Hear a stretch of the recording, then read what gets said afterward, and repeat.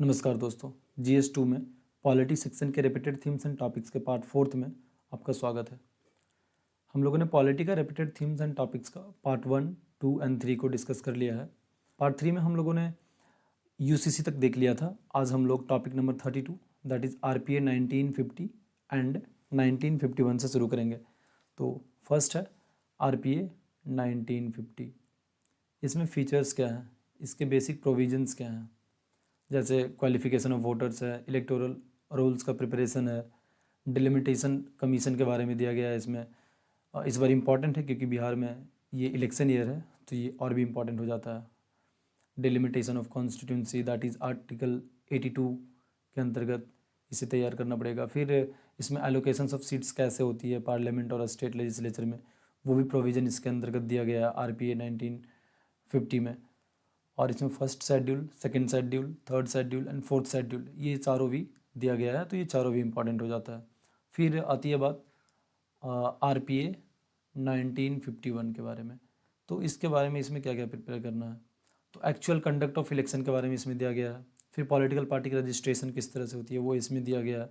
फिर polling days और polling के बारे में दिया गया है। इलेक्शन ऑफेंसेस क्या है इसमें वो दिया गया है। इलेक्शन डिस्प्यूट्स क्या है वो दिया गया है। और इसमें बाई इलेक्शंस के प्रोविजंस दिए गए हैं। और इन सब में चैलेंजेस क्या क्या है ये भी इम्पॉर्टेंट है। चैलेंजेस में जैसे कि false disclosure by political parties उनके अपने एसेट्स के बारे में। फिर ब्यूरोक्रेटाइजेशन ऑफ पॉलिटिक्स, ये एक चैलेंजेज है इसमें। गवर्नमेंट मशीनरी का मिसयूज़ करते हैं कई सारी पार्टियाँ, वो इसमें इम्पॉर्टेंट है। और लास्ट में इन दोनों में एक वे फॉरवर्ड देना होगा, जैसे restrictions on opinion poll, independence of election commission of India, ये सारा हमें एक कंक्लूसिव एक आंसर देना पड़ेगा लास्ट में वे फॉरवर्ड के रूप में। तो और इसके बाद हम देखते हैं जो अगला टॉपिक है वो है inter state council. Inter state council में जो आर्टिकल है आर्टिकल 263, ये इम्पॉर्टेंट हो जाता है। अब इसमें सरकारी कमीशन का क्या रिकमेंडेशन रहा है 1990 में, ये देखना पड़ेगा इसमें। इसके बाद इसमें कंपोजिशंस क्या हैं ये देखना पड़ेगा हमें। फिर इसमें चेयरपर्सन्स कौन होते हैं, इसमें मेंबर्स कौन कौन होते हैं, इसके फंक्शंस क्या हैं, इसमें बेनिफिट्स क्या है, और इसमें चैलेंजेस क्या क्या है। जैसे ये नॉन बाइंडिंग है, इरेगुलर मीटिंग होती है, तो ये सारे इसमें चैलेंजेस को भी मेंशन करना पड़ेगा। इसके अलावा इसमें रिफॉर्म्स भी सजेस्ट करना पड़ेगा, जैसे रेगुलर मीटिंग हो, 263 को अमेंड करें, जो पंची कमीशन का जो रिकमेंडेशन है 2010 का उसको हम लोग अडॉप्ट करें अमेंडमेंट प्रोसेस में आर्टिकल 263 को अमेंड करते वक्त। तो ये सारा चीज़ हमें ध्यान में रखना पड़ेगा और इसे हम वे फॉरवर्ड के रूप में दे सकते हैं। फिर इसके बाद आती है नालसा, जो इस बार न्यूज़ में भी है और बहुत ही इंपॉर्टेंट है, करंट अफेयर्स में भी है। ये 70th BPSC मेंस के लिए इंपॉर्टेंट हो जाता है। तो NALSA national legal service authority, ये एक स्टैट्यूटरी बॉडी है। इसमें ये बताना पड़ेगा कि ये किस एक्ट से बना है, फिर इसके फंक्शंस क्या हैं, और इसमें एलिजिबिलिटी क्या है फ्री लीगल एड के लिए। आखिरकार इसमें एक फ्री लीगल एड का प्रोविज़न है, उसमें एलिजिबिलिटी क्राइटेरिया क्या है, कौन एलिजिबल है, जैसे women, children, SC ST, victim of mass disaster, flood, drought या मास ट्रैफिकिंग जो विक्टिम्स होते हैं वो सारे एलिजिबल होते हैं इसमें। फिर इसके सिग्निफिकेंस क्या है ये भी हमें बताना पड़ेगा कि इसके सिग्निफिकेंस क्या है। फिर इसमें इशूज़ क्या है, तो इशूज़ क्या है, लैक ऑफ अवेयरनेस है लोगों के बीच, फिर पुअर क्वालिटीज़ हैं इनकी, फिर फंडिंग का एक कमी है इसमें, और लास्ट में एक हमें वे फॉरवर्ड भी देना पड़ेगा।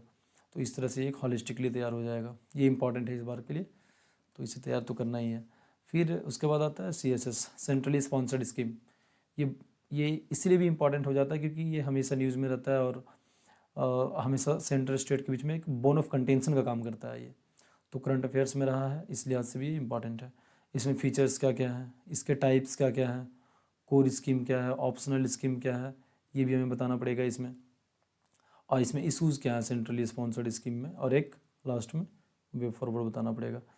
और उसके बाद आती है बात 3 क्रिमिनल लॉज। ये बहुत ज़्यादा इंपॉर्टेंट है क्योंकि क्वेश्चन इस पर पूछा भी गया है और इस बार इसे प्रेसिडेंशियल एसेंट भी मिला हुआ है और ये इफेक्ट में भी आया है 1 जुलाई 2024 से। तो ये बहुत ज़्यादा इंपॉर्टेंट है। 3 एक्ट हैं, तीनों पास हुआ है, और कौन से एक्ट किसको रिप्लेस किया है, जैसे एक हो गया BNS हो गया, ये किसको रिप्लेस किया है, भारतीय न्याय संहिता 2023, ये किसको रिप्लेस किया है, IPC 1860। तो ये हमें बताना पड़ेगा कि IPC 1860 को रिप्लेस किया है, ये कैसे पहले वाले एक्ट से अलग है, इसमें क्या नया प्रोविज़न को जोड़ा गया है। फिर इसके अलावा जो अगला है वो है भारतीय नागरिक सुरक्षा संहिता 2023। ये CRPC 1973 को रिप्लेस कैसे किया है, किस तरह से अलग अलग प्रोविज़न है दोनों में क्या डिफरेंसेस है, दोनों में क्या जो है एक समानता है। और फिर लास्ट में जो एक जो एक्ट है वो है भारतीय साक्ष्य अधिनियम 2023, और ये किसको रिप्लेस किया है, इंडियन एविडेंस एक्ट 1872 को। तो ये तीनों हमें अच्छे से प्रिपेयर करना पड़ेगा, क्या बदलाव हुए हैं, क्या सारे प्रोविजंस न्यू ऐड किया गया है, क्या डिलीट किया गया है, ये सारा देखना पड़ेगा। फिर एक है पोस्ट ऑफिस एक्ट 2023, इससे भी प्रेसिडेंशियल एसेंट मिल चुकी है और न्यूज़ में है तो काफ़ी इंपॉर्टेंट हो जाता है। और मैं बता दूं आपको कि ये 3 क्रिमिनल लॉज हैं, ये पूछा भी जा चुका है BPSC में मेंस में, तो ये और भी इंपॉर्टेंट हो जाता है। तो पोस्ट ऑफिस एक्ट 2023 में इस बार प्रेसिडेंशियल एसेंट इसे मिल गया, 2023 में ही मिला था, और ये न्यूज़ में है तो बहुत ही इंपॉर्टेंट है। इसके प्रोविजंस क्या है, इसकी इंपॉर्टेंस क्या है, ये सब तैयार करके एक हम हॉलिस्टिक आंसर प्रिपेयर कर सकते हैं। इसके अलावा world press freedom index 2024 index वगैरह से क्वेश्चंस पूछता रहता है, कई बार मेंस में भी पूछता है BPSC GS1 में सेक्शन 2 में, तो ये इंपॉर्टेंट हो जाता है। तो इसमें हमें क्या तैयार करना पड़ेगा, ये न्यूज़ में है इसलिए इम्पॉर्टेंट है। इंडिया का क्या रैंक है इसमें, कौन रिलीज़ करता है, जैसे 159 से 159 आउट ऑफ 180 रैंक है इंडिया का। तो इतना रैंक, लो रैंक क्यों है इंडिया का, इसको हमें चैलेंजेस में बताना पड़ेगा कि वाई इंडिया रैंक्ड सोलो, और इसमें वे फॉरवर्ड भी देना पड़ेगा। फिर इसके इंडिकेटर्स क्या क्या हैं पॉलिटिकल, इसमें ये जो वर्ल्ड प्रेस फ्रीडम इंडेक्स है वो क्या क्या इंडिकेटर को यूज़ करती है, political indicator, economic indicator, social indicator, security indicator, ये सारे इंडिकेटर हमें बताना पड़ेगा कि इनके द्वारा यूज़ क्या होती है। और लास्ट में एक चैलेंजेस बता करके कि इंडिया का रैंक इतना लो क्यों है, क्या कर सकते हैं, और लास्ट में एक वे फॉरवर्ड बताना पड़ेगा। फिर आती है लास्ट में मिसलेनियस में आप क्वेश्चंस को देख सकते हैं कि किस टाइप के क्वेश्चंस आज तक BPSC ने पूछा हुआ है। जैसे कम्युनलिज्म हो गया, कम्युनलिज्म पे इन्होंने BPSC ने क्वेश्चंस पूछा हुआ था। फिर पोटा, उसके बाद emerging trends in Indian democracy, dynamic secularism क्या है, ये सारा कुछ हमें तैयार करना पड़ेगा। और लास्ट के जो 2 टॉपिक हैं झारखंड से रिलेटेड, तो ये सारे अब आउटडेटेड टॉपिक है, तो ये सारा इंपॉर्टेंट नहीं है। तो आप इस तरह से पॉलिटी के ये सारे टॉपिक्स तैयार कर सकते हैं। और इसका PDF अगर आपको चाहिए हो तो आप मेरे टेलीग्राम चैनल को ज्वाइन कर सकते हैं, वहाँ से आप इसका PDF डाउनलोड कर सकते हैं। और अगर आपको मेरी एनालिसिस अच्छी लगी हो तो इसे लाइक करें, शेयर करें, कमेंट में अगर कोई सुझाव देना हो तो अवश्य दें, और ऐसे ही वैल्यूएबल इंसाइट के लिए मेरे चैनल को सब्सक्राइब करें। Thank you so much.